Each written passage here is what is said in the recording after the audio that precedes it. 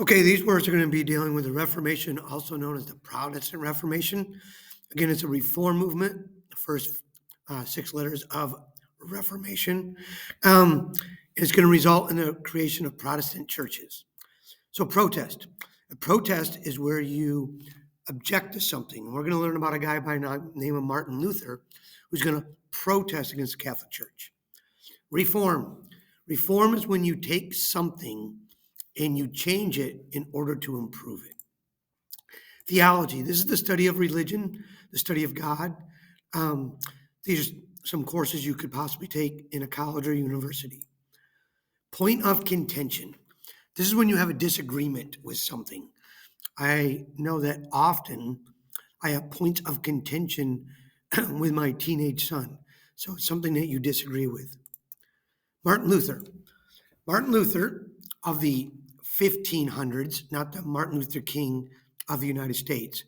He is going to be the key figure of the Protestant Reformation. He's going to cause it because he's going to have a point of contention or points of contention with the Catholic Church. These points of contention are called his 95 Theses.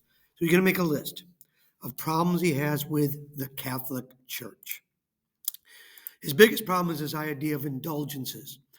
An indulgence at one point in time in the Catholic Church, you could pay the Pope some money and he would forgive you for your sins. And Martin Luther said that is not right. You should not be forgiven for your sins because you pay for it. John Calvin is going to be another key figure. He believed in predestination, that upon birth, it was predetermined whether you're going to heaven or that wonderful other warm place for eternity. So predestination, again, is one of the main ideas of Calvinism. John Knox, another key Reformation leader. He starts the Presbyterian Church in Scotland. King Henry VIII, King of England.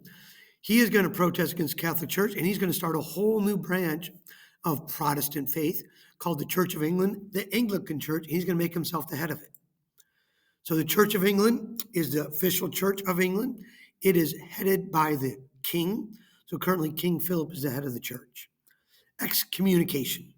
Excommunication is when you have been expelled from your church. In the Middle Ages and the Renaissance Reformation time period, this was a bad thing to be kicked out of your church. So the Catholic or Counter-Reformation. So the Catholic Church is going to try to make changes to stop people from following Martin Luther and John Calvin and King Henry VIII. One of the things they're going to meet is at the Council of Trent. The Pope and other Catholic leaders are going to meet and decide what do we need to fix in order so people do not go to Protestant churches. One thing they're going to start are the Jesuits, which is a group of priests. Their job is to go out and be missionaries and to teach about the Catholic faith.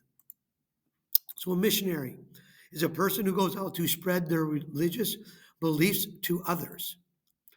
Denominational affiliation. This is a big word that says which part of a church do you belong to. So in this image, you could be part of the Catholic Church.